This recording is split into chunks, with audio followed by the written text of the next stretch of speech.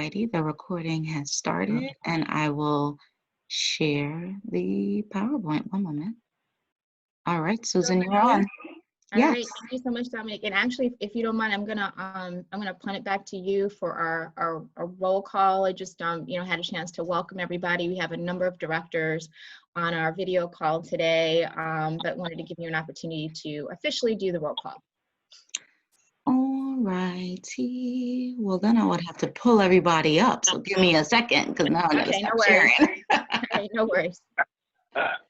All righty. Oh, wonderful faces I see here. All right. So I see Miss Tanya Brown from the Manhattan EOC. I see Dr. Elfie from the Long Island EOC, Dr. Meyer from Capital District. I have Jiten Pradhan. I'm sorry if I'm mispronouncing that. Please let me know where you're from. That's close enough. I'm from Albany, New York. And I guess Susan has a little bio about me later on. Oh, yes. My apologies. My apologies. Thank you so much for joining. I have Daryl Davis from Westchester ELC. Hello, Dr. Davis. I have Mr. Mitch from the wonderful North Bronx ECOC. I have Mr. Eric Bennett from Long Island. I have Anna Veras from Westchester, Dr. McGarity from Schenectady, Jackie Cochran from the Bronx. I have Dr. Barote from Long Island. That's what I see in the video. And then I have, of course, the wonderful UCAR team, Susan, Kent, Galen, Bob, Ocasio, Dave. I have, Dr. Morgan from the Rochester EOC. Hello, Mr. Hector from the Bronx EOC. As well, I see, Garrett from UCOD as well. Thank you for joining. I have two individuals who have joined via the phone. Well, I'm not sure who they are, but thank you for joining. Okay, great. All right, thank you, everybody. Dr. Gaines is also here too. Oh, that's the 914. Thank you for joining, Dr. Gaines from Westchester. No, I'm not on my phone. I'm on my computer, so my name should be popped up. So that's somebody else with the 914. I see you. Thank you so much, Dr. Gaines. Okay, you're right outside or you're doing orders? Hi, Dr. Gaines. Good to see you. Oh, okay. All right, folks, we're going to ask you to mute your devices so that those who are presenting, everyone will be able to hear them. So we appreciate you. Some other housekeeping items. As you may be aware, there was a colleague at UConn who tested positively for the virus, and that person is doing really well.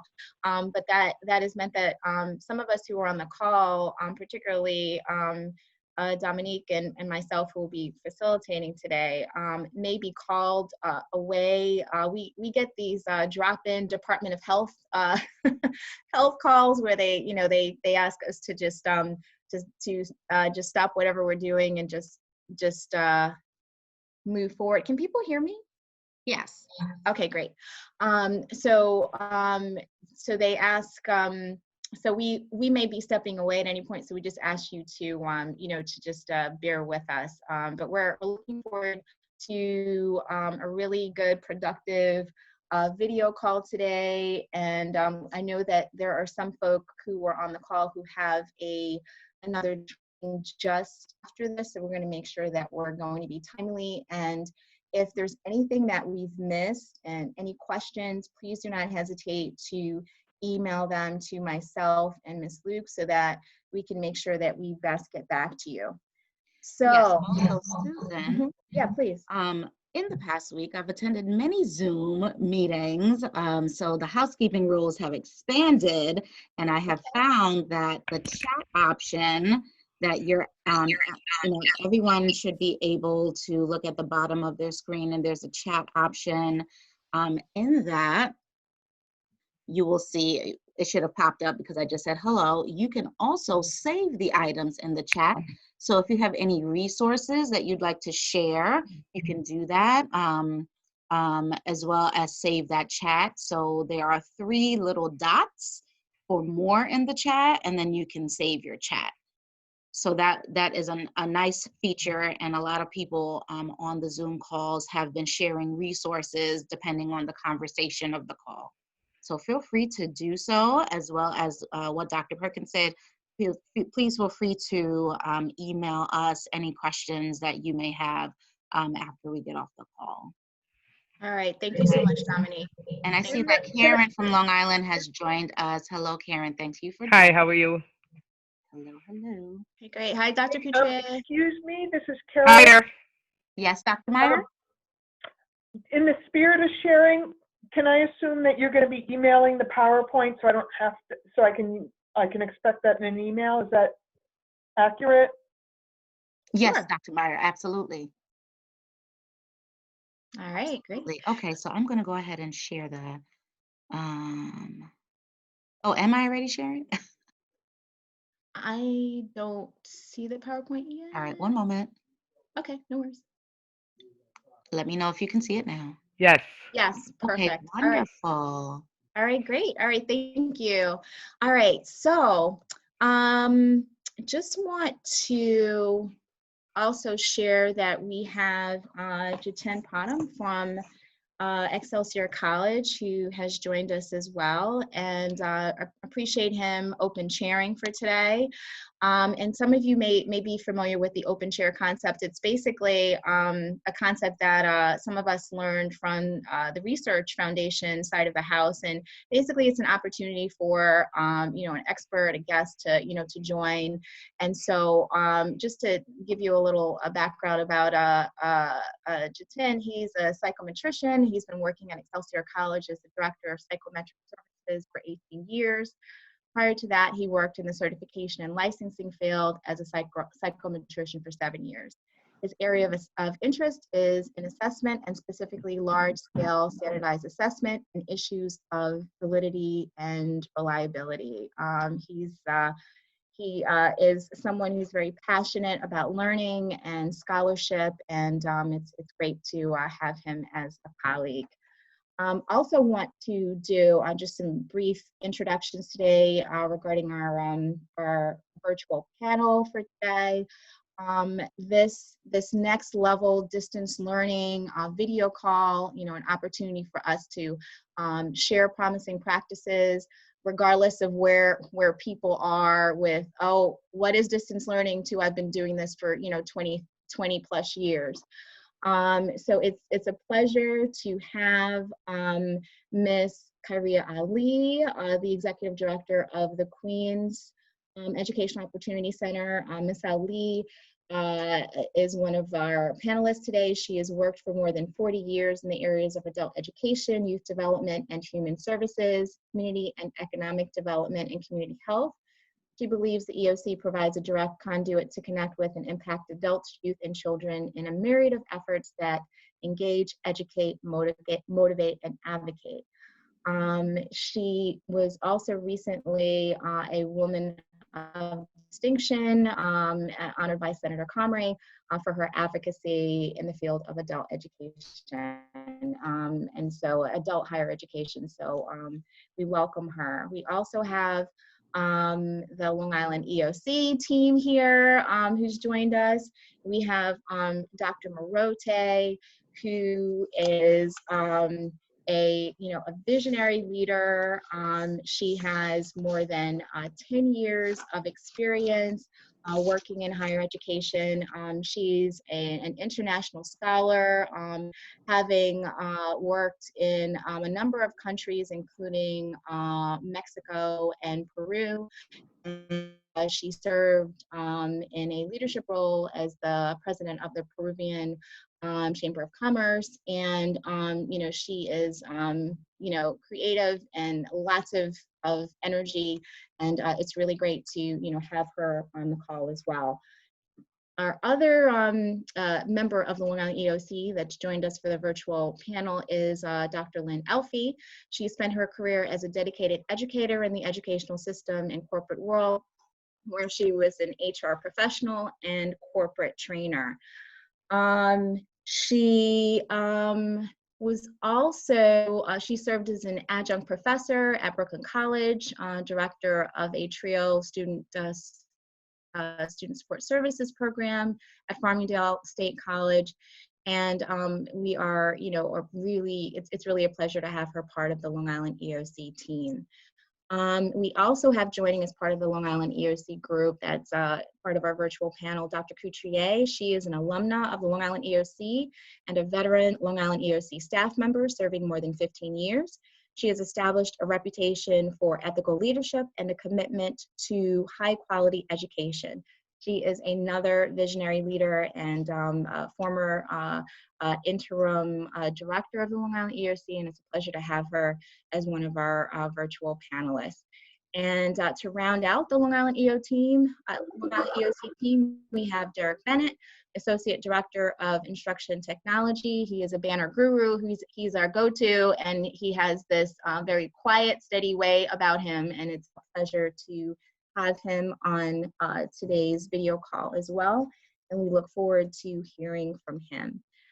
We also have Mr. Ronnie Hector, the Executive Director of the Bronx EOC. Mr. Hector is a multi-dimensional educator and administrator with nearly 20 years of experience in education. He has developed a reputation for having keen professional insight and high caliber acumen that produces strong results across a variety of instructional environments. He is an enthusiastic leader, adept at managing resources and motivating staff and students to exceed objectives. These are the qualities that we cherish in every director, and it's really great to have him as one of our virtual panelists. And last but definitely not least, we have Mr. Mitch Duren, Executive Director of the North Bronx Career Counseling and Opportunity Center. And he has been serving as an educator leader for over 40 years. He transitioned from case manager for the Education Opportunity Program at SUNY Brockport to director of the Higher Education Opportunity Program at the New York Institute of Technology, and later becoming the founding director of the Queens EOC. He continued his journey and exercised his leadership skills by becoming the founding director of the SUNY North Bronx Career Counseling and Outreach Center. So as you can tell, we have a lot of expertise here sharing today as part of our panel. And I just want to start off, I'm talking about high touch being more important than high tech. And there was a link in your meeting invitation with a video that goes into more detail regarding this. So just thought it would be apropos to start off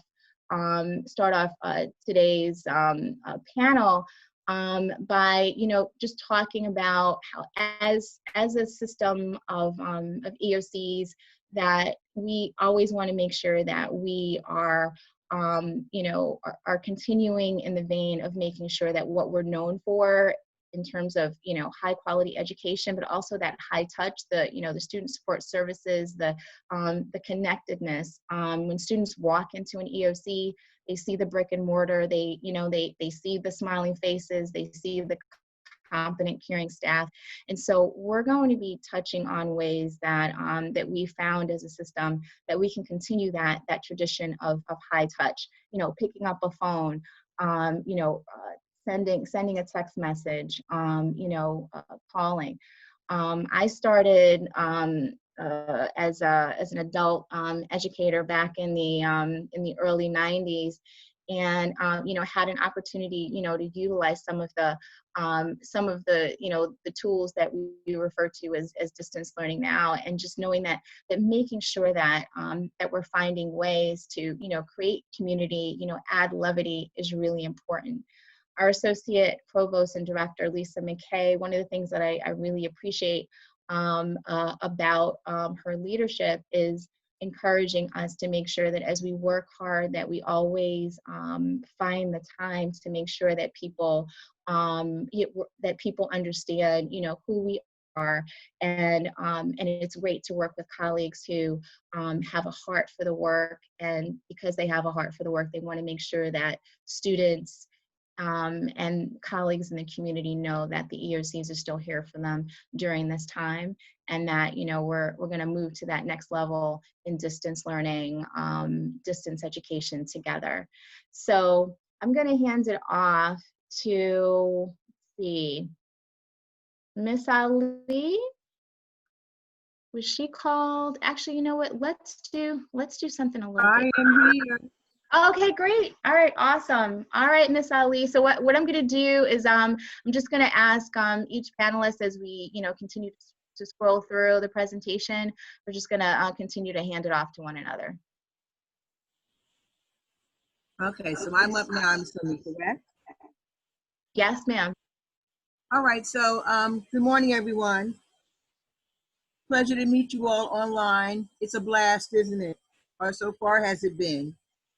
My presentation this morning, that will be quite brief, so please stay with me, are on tips to motivate staff while we are involved in our distance learning journey.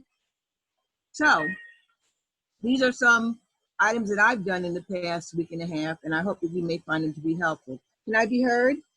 Yes. Great, okay. So I want to suggest, and it wouldn't matter, again, in our various roles as staff, some of us here may be administrators, some of us are supervisors of others, some of us kind of stand alone and work by ourselves most of the day. This doesn't matter, because what I'm going to share with you is something that we can all become involved in. And if it's someone who, again, you would connect with, or vice versa, these may be helpful for us to keep in mind. I think that we each should help our staff as well as ourselves understand this new construct. In other words, it's the work we will be doing at work, at our EOC, however we are home. That's kind of hard to wrap your head around all of a sudden when you are thrust into it. One day you're at work and the next day you're at home, like wham, because we've been ordered to be at home by the governor. I'm sure there were quite a few staff that have looked forward to this, because again, the dream idea is to always work from home. But I'm sure that most of us have already experienced that working from home is a lot of work. And for some of us, it may indeed be more work than if we were at work. So having shared that, the construct again is for staff, including ourselves, to be reminded that we still have a lot of work to accomplish, and it's a transition. In a week already, I can see that a transition is not necessarily smooth. We want to try to maintain and provide a smooth platform and our speedway and our runway for all of our staff, because we're all at different points in terms of how does it we learn, how does it we transition and react and respond to change, and or how does again that we will now be interacting with our colleagues and others in a different format. So that construct and reminder of it is a good way in which to make sure that we stay together, although we are apart, because there's still a synergy and we are still a team. So you can help your staff experience this by asking them to transport themselves into the ideal situation where they can be the most productive staff member, because now they don't have the interruptions or the distractions of the phone ringing constantly, or someone coming by their office, or something that just occurred, those kinds of things that kind of, in one way or the other, distract us or change our day. So the ball is in their court, and remind staff that, again, it's their day, they're in their space, and the work to be done is something that we're all working together on, because we are still very integrated, although we are apart. So you want to help your staff to feel confident about the transition. And I do that often by letting staff know how professional they've always been, how all my observations of them in the past have been ones in which I've been impressed, that this is not a leap. We're not leaping over hurdles. We're not doing anything that I'd like to think would be more than a stretch currently, because we are all stretching. This is something, again, that some of us have experience in and that some of us don't. So we want for them to be able to understand, again, that the framework, although they're in their space working, and again, there's a lot to be learned on some of our parts, that we have confidence in their ability to be able to be successful. So you can give them good advice when requested, or give them suggestions to assist them when you see that there is some need for that to occur, because given the distance, you're not going to be able to see what your staff are doing, but often you can sometimes by the workload and the flow, what's happening perhaps online or the meetings you're setting, who's there, but you can't read anyone's expressions on their face. We can't see if anybody decided to be dressed even to participate unless it's a Zoom meeting. So again, that confidence still in terms of connecting with them and letting them know that we're working together on this as a team. So the encouragement is very important. And I suggest to my staff every day be encouraged to start the day very calmly. And since they didn't have to get up to come to work via the traffic, driving, the public transportation, they could have leisurely already had a cup of tea. They could have walked around their block for some fresh air before starting the day. So again, a calm start to everyone's day is a good way in which for us to get ready. And one of the perks about working from home that can be something to be reminded of is that casual Friday is now casual every day. There's no need to necessarily do anything extra special. Again, you're in your own space. You want to be comfortable. And while we've always expected staff to come to work dressed, we've always needed to be comfortable in our work environment. So that's a great reminder that, again, they have that ability to go ahead and be themselves in terms of being able to set their own agenda. Help your staff to establish a routine, one in which is their own work plan, but also how they will work with each other. And in terms of check-ins with them, especially staff sometimes that are very driven or like myself, perhaps maybe a workaholic, you want to be able to remind them that, or ask them, have they taken a break? Are they eating lunch? Have they had the opportunity to stop just for a while and, get some fresh air? So these are some things that perhaps if you know your staff, if you know yourself, you don't regularly do, but now it would be helpful. It would be really helpful to be able to do that. We need to be able to pace ourselves and to be able to not make the day necessarily be any longer than it should be. So we're all a part of the action, but we don't want to end up in any way becoming a nuisance again, because it's the team. And if you've ever been on a team, the person who's on the team that somehow or another is making the team kind of falter and, fall off the path a little bit can sometimes be perceived as a nuisance. But again, we have to work together to make sure again that we can actually be a team. So there are some that will need some additional help and support, and we need to be helpful and to be supportive at all times. So be helpful, help others to be connected to their work experience. If there are others that are in need of support, help them. Be free yourselves as supervisors, directors, administrators to kind of let it go and let it flow, because the transition is one in which we are all involved in. Help your staff to meet expectations. Don't set them too high. Be clear, because when you're not clear and you're working online, sometimes misinterpretation or confusion can actually be a time drainer, and nobody likes to do that. So in the course of this, I ask myself every now and then, do I miss the EOC? And while that's something that can be an occasional question to some of your staff as you're engaging them, I suggest that we all laugh no matter what the answer is, because for some it would be no, but for others it may be yes, because again, we are involved in a great deal of work and a part of what is new. Help your staff to be able to set their limits, help them to feel comfortable about setting limits. No one needs to work after 5 necessarily. I've had staff that are still trying to work at 7 o'clock. And when I see that, because I may be online for something else, I really want to interrupt that. This is so much work, and there's always, God willing, going to be tomorrow. So let's help staff to be paced and to feel like they don't necessarily need to, again, exceed what the expectations are. And I guess I would say last but not least, we all need to be prepared to expect change. And when that change arrives, because the workflow may change, and we've had this experience, we're just in our groove working on some report or something else that really has your attention. And then all of a sudden, you receive some call or some email that something is needed now. So we're in charge. We have control. Our staff has control. We want to remind them of that and to respond to whatever the change may be calmly. Because again, all you have to do next might be to walk out of the door and take a walk around the block, or you may be able to hop on your treadmill for a while, or something in which to go ahead and experience the benefits of working from home as opposed to working in the office. And as I often remind my staff, I say to them, you got it. I expect great things of you, and I always have, and you're still doing them. You're just not doing them when we're in the same vicinity to see one another, and bump fists, and to be able to take a break and drink a cup of tea together, but yet and still we are together. So I want to thank you for your listening, and I hope that some of these tips may be helpful to you as you're working with your staff as we work through our transition to distance learning. Great, thank you, Ms. Ali. All right, we have the next team up, Dr. Marote.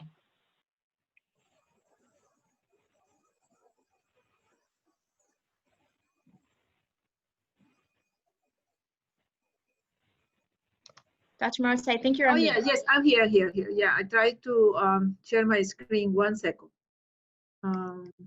Wait. I don't know what I need. Okay, 1 second. Okay. Okay. So I will share my screen. Perfect. So everybody's looking at my screen? Yeah. Good. Everybody good? Yeah. So we have been working non-stop. The four of us, I would say we have not sleep in the next since Friday. We are having very hard. So if we are moody or cranky, please, you need to understand. It was a lot of work. So the way we prepare this presentation is I will be talking about the logistics of moving immediately from nothing to our Google Classroom.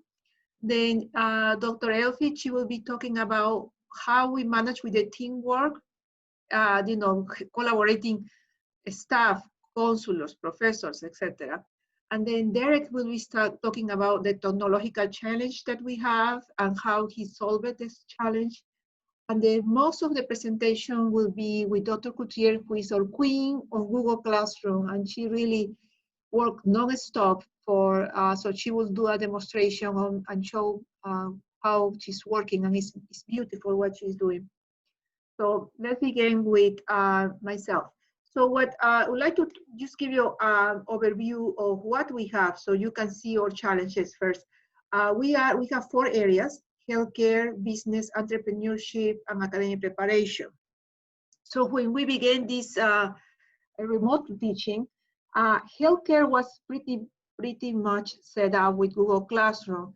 Dr. Coutier is the chair of healthcare, so she had been working with them. So pretty much most of them, I would say 75% of them were using. So she hurried up, I would say the week before, trying to set up all of them. So they were almost ready to go. Business, they were not prepared. Entrepreneurship neither. Academic preparation, some of them come, I'm missing ESL. Some of them come from K to 12 background, so it has some knowledge on Google Classroom, but not too much. I'm missing ESL, which was the most challenged. ESL was absolutely challenged to move into a classroom because they're not dealing only with instructors, but we're also dealing with the students who do not speak English. So that was it. Now, before doing that, we sent a quick survey to make decision what we will do with them, and everything that we did was in matter of 1 day. So everything was fast. The days were moving fast. So I was calling Dr. Coutier, hey, can you do a training these days? So everything was immediately on speed. So we learned that 25% of our faculty were ready to use Google Classroom. 25% have an idea of what is Google Classroom, and 50% never use it. So it was a challenge. We were so happy because we have 1 week that we were planning to meet with them and teach them and have the students, and everything was wonderful. But what happened is on Friday, before that week, boom, campus was closed. So, so then we went, we have to now figure out how we'll do it because campus is closed and people were not prepared, and we have to begin teaching.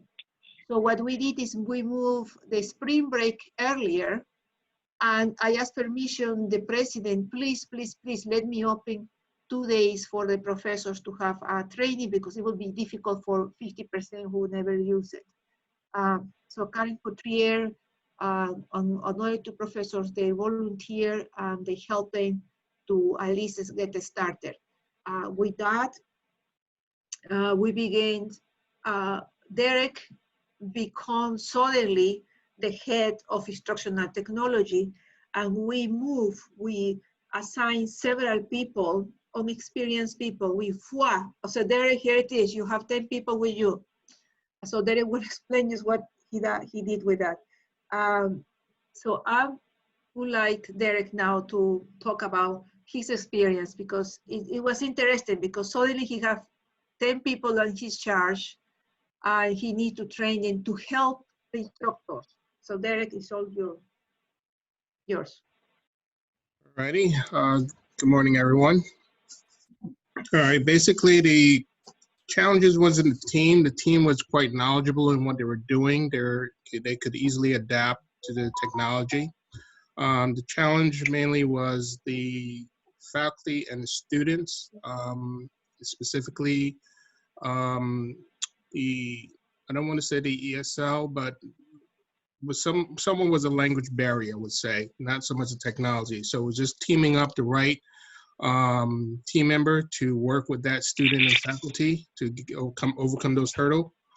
Another fear that we had from a lot of the, especially the students, that they didn't have the technology. And once we calmed them down and let them know that once they had either an Android phone, iPhone, iPad, computer is not necessary, but they had a computer that would work with it. And again, we walked them through that process. On the team now, pretty much everyone has a computer that they're working with, and quite a few of them are doing Zoom meeting to help walk the faculty and the students through the process. Our main thing with the faculty now is not so much getting them onto the technology, but is using the technology. There are those who use it well and fly through it, and then there are those that we pretty much have to hand walk them through it. Right now, we do have one faculty that I think pretty much all the member of the team has helped her to this point, and we're still helping her. But as I tell the team, the key thing is patience with the faculty and the students, and they have delivered that every time. And the only challenge right now is time. Like I said, my first call was 8:15 this morning. One of my team members told me her first call was 8 o'clock this morning. So we were laughing about that. And my last call was, I believe, was about 10 o'clock last night. So we haven't put a limit on when they can contact us, but we've been trying to keep up with everybody, return every call and every email, and make every one feel that they are being responded to, and not letting anyone out there. The key thing also is passing off when we can't handle it. If I know right now I'm in this meeting and I was helping a student this morning, I emailed one of the team members with the information for her to follow up with the student and help the student get onto Google Classroom. And so far she's done that, which is great. So I said the key thing is just communicating with the team. The technology is out there, it just, again, knowing how to work with it. Android works well with it, iPad, iPhone, laptop computers, and that's about it. I'm right now, I have my son setting up his PS2 down here because I was told that you can access it through the PS2 console. And once I walk through that process, and actually he has it up on the screen now, that's another thing I'm going to be putting out on the website. If they have a PS2 console, which they might, if they have kids, that they can use that also to access the Google Classroom as well as Zoom. Well, that's about it for me. Okay, so since Derek talked about the website, I want to also show you, we did a huge effort in created our website, adding all the information for remote learning. It was also a speed work that we did. Everybody send the materials. Let me just show you what we did. If we go here and we go working remotely, we put, this was done in 3 days. We put how, for the students, for the faculty, for the staff, for the tech support, how to access Google Classroom, Google Hangouts, how to access the Long Island email and online resources. All of this was created believe me, I speed. So if you are faculty, you click here, and then you will have all your options, how to use Google Classroom, how to use Google, where if you need help, that was the most important for us, have the tech support. And also that Derek did a good work in the tech support. So let me just check it out here. He created a sheet in which each faculty will be assigned, will have somebody to help it. So for example, here he divided by buildings. We have 3 buildings, and each of the areas, if you are ESL teacher, you can click here and you will know to whom to contact during these hours. I think that was very helpful for all of them. So that was also created for our speed remote learning. So now I will let Dr. Elfie talking about the team efforts that we did. Dr. Elfie? Dr. Elfie? Hello? Is Hello? everybody hearing me? Oh, yeah. Yeah. Okay. Yes. And I think we all know that the staff people that we have are intelligent people and they have their passions.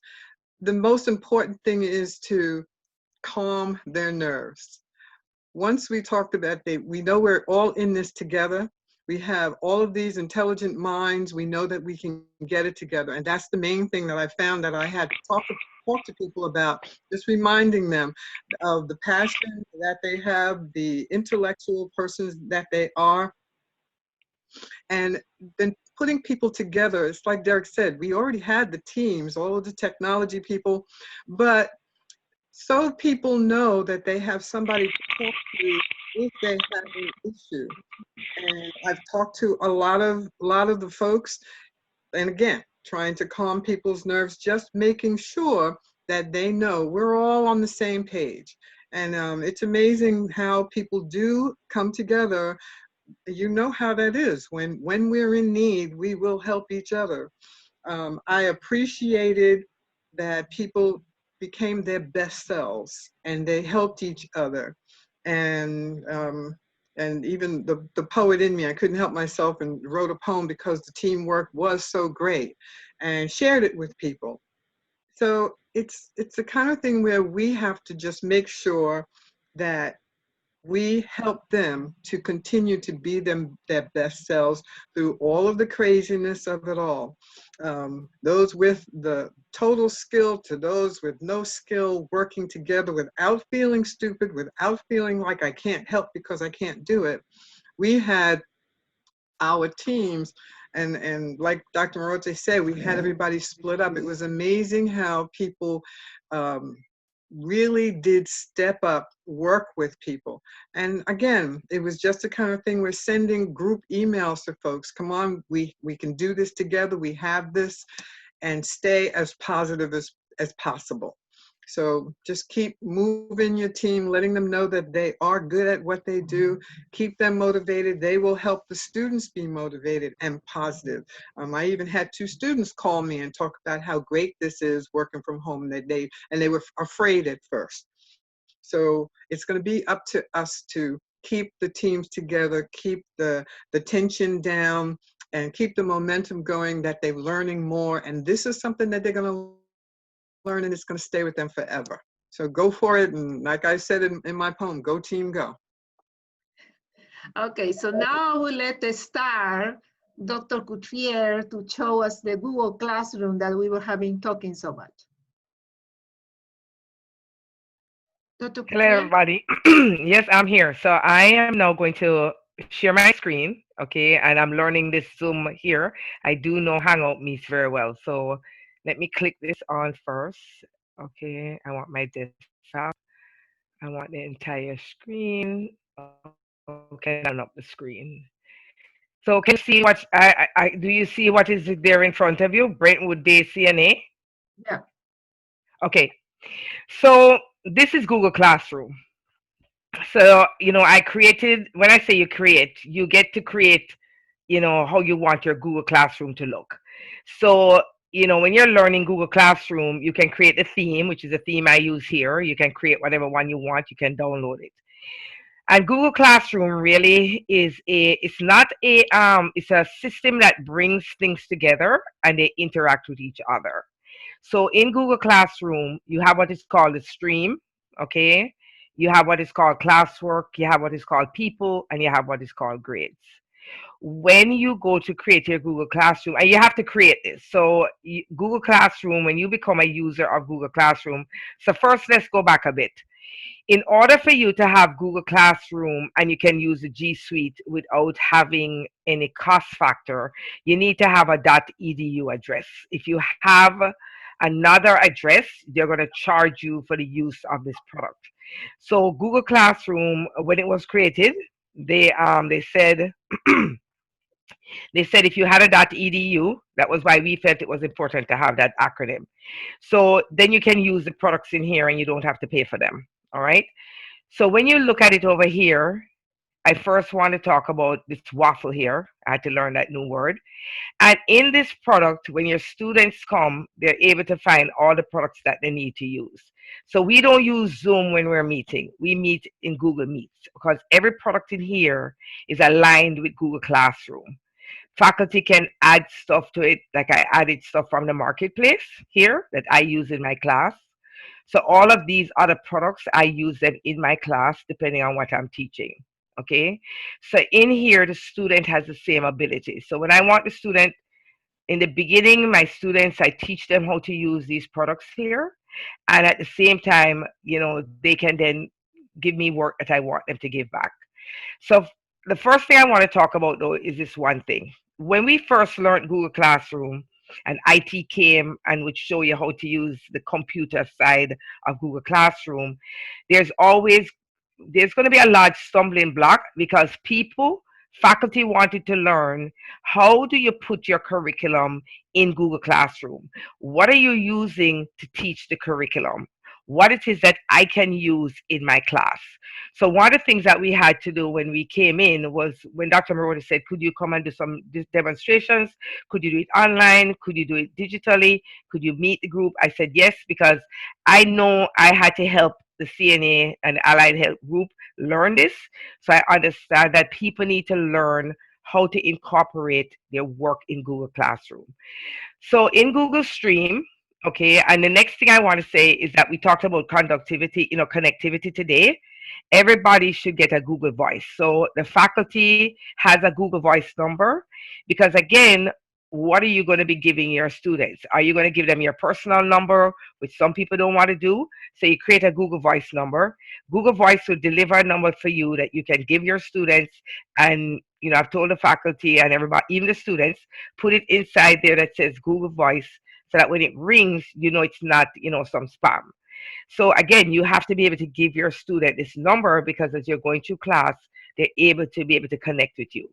So again, here's the stream. So when you look at even today, okay, I sent a little blurb this morning. Even though we're quarantined and the day is cloudy, let the sun shine in. And the student can click on this and they will see that little icon. Every day, the day before, we set up the formation for the day. What your attendance is going to be taken, what you're going to be doing. I'm going to give you work to do, and then we will meet back in Google Meets. So the student understands from here in the stream what is going to be happening for today. Because again, we felt if you didn't tell them something, they're used to coming to class, they're used to you interfacing. So they still need that contextual look of what the classroom will look like. So here comes the classwork. In this section is where you put your work. Okay, so here was the attendance today.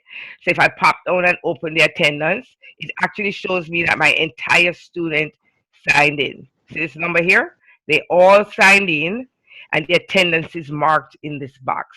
If I didn't have a student sign in, I would see it over here. Then I can personally click on this box and I would be able to email the student personally in their email and say, what's happening, you didn't come to class today, you didn't turn in your homework. All right. So again, the student has work to do. They have work to do. Again, these are products that can interface with Google Classroom. So I've created study guides in Quizlet based on the content that I'm teaching, and the student is going to take the time up to that point, and then afterwards we're going to meet in Google Meet.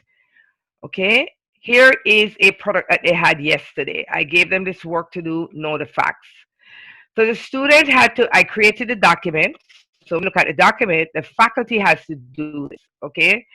So we're talking about COVID-19, okay, know the facts. So as soon as it loads up a bit. All right, so here is a slide presentation that they got. And the first thing I did is the first thing I'm going to tell them what they have to do. Peer groups. You can actually take your Google Meets, and I actually am going to show them how to meet. So the student already knows you have to give them some direction. So again, they have a choice. Identify the work, go to your Google Calendar, identify time slot. And I actually show them how to meet in Google Meet to create their study group. I actually even sent a picture. So, I try and make it as user friendly as possible for the student, because I know when I look at this, I couldn't find it out myself. I had to look and figure it out so now they can look on it. And here comes I attach this YouTube. The student will click the YouTube, they'll follow the direction, and you have to go and find what you want to teach them. So again, this is posted. I liked what is content delivered. And here comes the question, okay? Because for the CNA and the programs that are New York State has said to us, you need to be able to show us the content that you're teaching, show us how you evaluated the content that you are teaching for the student, because again, everybody's trying to figure out how do we then say that the student has learned the content. You have to ask them questions. So after I watch the video, here comes the questions.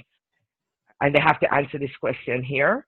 And then I took it one step further, thinking outside the box beyond the video. And then I wanted them to tie in a CNA role and how is it going to affect your geriatric population, what could potentially be the impact. And I want the student to think about going beyond just watching this video. So when you're looking at it, this is the work that they had to do yesterday, and it was in a 2 hour, I give it to them for an hour and a half, and then they had to turn it back in.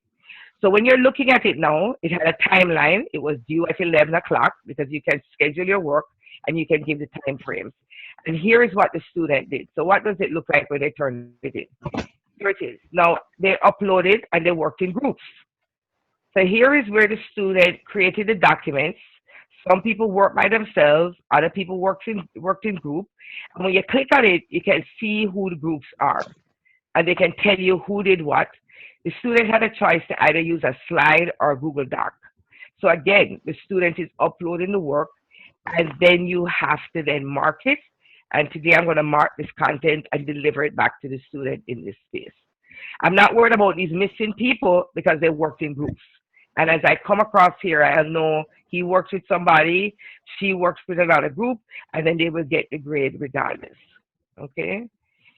So let's just talk a little bit about how did we go remote.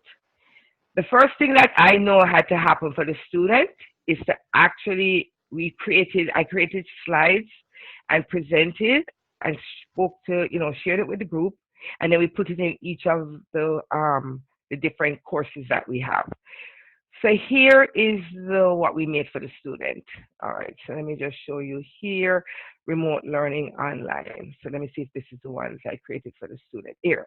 So this is a slide that we created because we had to come up with how are we going to teach this to the student quickly, how are they going to know how to write the documents, how are they going to know how to be able to turn in work, how are they going to know how to use Google Meets. So what I did was I created this access, which all the faculty that I shared this in a training group, and all of the faculty that was included in there could come and take this stuff and put it in their class. So when we started, the students then had to learn this new change. So the first thing we did was the student had to know, because you have to remember 50% of the class had never used Google Classroom. So the faculty didn't use it, the student didn't use it. So how is it that the student is going to know what is expected? And I created this document and then told the faculty, if you upload it to the classroom, your students will take this week to learn this content because they need to know when you ask them for homework or classwork, where they're going to put it. So again, this slide was here. Derek just spoke about the YouTube. using PS4. I actually found on YouTube the kid that uploaded this. He was like, I think he was like 10 years old, and he shared it globally. So I also share that as well. Here it is. I found a nice kid. I told them, don't get embarrassed that this is kids. It's very simple. So there's this, in YouTube, you can follow people, okay, who you might like their presentation. And this particular educator, I like because he makes it very simple, okay? So he's teaching kindergarten, he's teaching elementary school. So I went and I found this document. Half of the job is finding content that is current. So the student is able to know what is Google Docs, okay? How do you format in Google Docs? How do you insert images in Google Docs? What does the toolbar look like? What does it look like when you're in Google? How do you do a slide? How do you present a slide? Because my group knows that when we come to meet in Google Meets, I'm going to be asking you to present. So they need to learn how to do that, okay? Again, how to embed a video, all right? What is Google Meets? Because this is where we're going to be meeting. One person gave the entire, he did a great presentation on how to use Google Hangout Meets, which is Meets. And the last one, which I found was very important, was etiquette when we come to meet in Google Meets. So the students were given this as well as the faculty to just help your students to understand how you're going to work remotely from here. And so the student really begins to understand exactly what is required from them. Okay. Here we also created a remote teaching and learning for the Allied Health Department.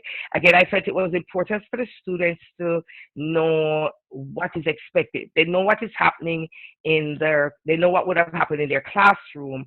How did this change now that we're remote? So again, we made, yes. I am so sorry to have to interrupt. This is excellent. I'm getting text messages. I'm seeing people post and chat. I mean, just the between the presentation from Queen's EOC, from Miss Ali, and what you and Dr. Barote and the rest of the team are presenting. We don't want to give it short shrift though. So what I'm thinking, because we're close to the end of the hour. Okay. What I'm thinking is, and we're all, I mean, we have to, we're learning just how flexible these tools are, and appreciate everyone's flexibility.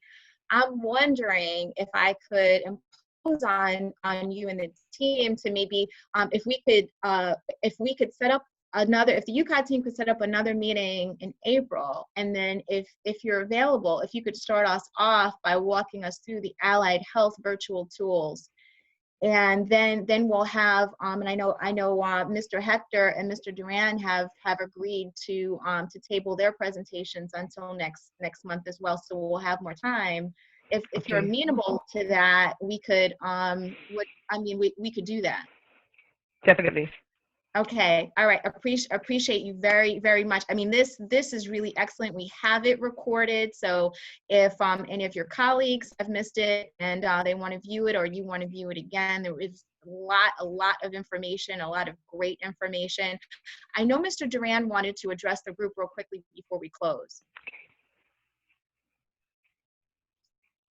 Mr. D, I think you're on mute. Can everybody hear me? Yes, we can. All right. Good morning. Good morning. Just very, very quickly, thank you, Dr. Perkins, for actually bringing us all together. I look forward to actually giving you a full view of what we're doing in terms of distant learning at NBCTOC. I do have to say thank God for technology. As the events and details are moving and changing by the moment, as you know.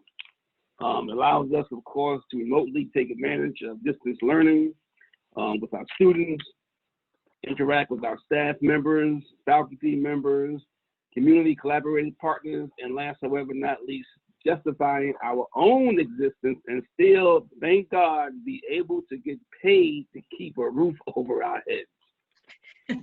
Technology that has unfortunately was not available for folks in the workforce back in the day during the Spanish flu outbreak that killed over 50 million people. Again, thank God for technology. With that said, we have utilized and have taken advantage of today's technology, do the following, like everybody else has, through Google Classroom, Zoom, and I'll be able to get Mr. into more of D, that. are you during going the into next your presentation? No, Mr. D. that's it. I'm Okay. finished. That's it. All right, Mr. Duran, really appreciate your words and the added levity. Really, it helps the work move forward. I just want to say thank you to everyone for taking time out of your schedule to join us. Thank you to those who were on the virtual panel. And we put this together in like a few days, so we really appreciate everyone's spirit of excellence.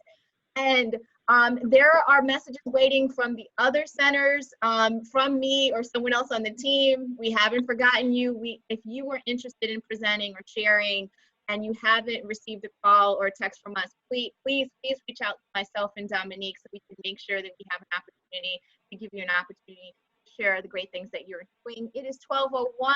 Have a great day, everyone, and thank you again for hanging in with us. Take care. Thank you. All right, Thank bye-bye. you. Have a good day. Bye. Thank you. Thank you. Bye-bye.